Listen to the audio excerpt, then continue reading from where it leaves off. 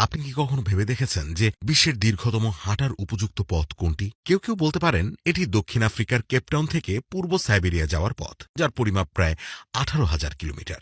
কিন্তু এটা গল্পের একটা অংশ মাত্র।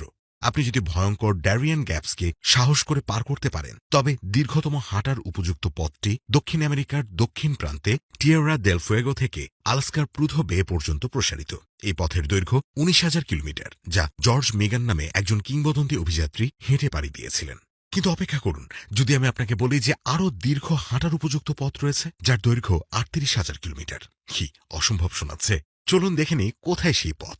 আপনার অ্যাডভেঞ্চার শুরু হবে দক্ষিণ আফ্রিকার কেপটাউন থেকে। সেখান থেকে আপনি জ্বলন্ত সাহারা মরুভূমি অতিক্রম করবেন। এরপর মধ্যপ্রাচ্যের প্রাচীন ভূমিগুলি অতিক্রম করতে হবে এবং ইউরোপের মাঝ দিয়ে পৌঁছাবেন রাশিয়ায়। এরপর আপনার গন্তব্য কেপ দেসনেভ, রাশিয়ার পূর্বতম বিন্দু, যেখানে এশিয়া প্রশান্ত মহাসাগরের সাথে মিলিত হয়েছে। তবে যাত্রা কিন্তু সেখানে থামবে না। এরপরে বেরিং প্রণালী পেরিয়ে আলাস্কায় যেতে হবে।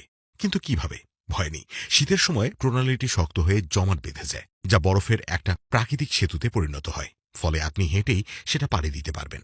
এবার আলাস্কা হয়ে উত্তর আমেরিকা পার করে দক্ষিণে সেই কুখ্যাত ড্যারিয়ান গ্যাপ পাড়ি দিতে হবে, যা পানামা এবং কলম্বিয়ার মধ্যে একটি বিপজ্জনক জঙ্গল। এটি কোনোভাবে পার হলে আপনি অবশেষে দক্ষিণ আমেরিকার সর্বদক্ষিণ প্রান্তের টিয়েরা দেল ফুয়েগোতে পৌঁছাতে পারবেন। এই অবিশ্বাস্য রাস্তাটি 38,000 কিলোমিটার বিস্তৃত। এটিকে বলা যেতে পারে পৃথিবীর সবচেয়ে দীর্ঘ হাঁটার উপযুক্ত পথ।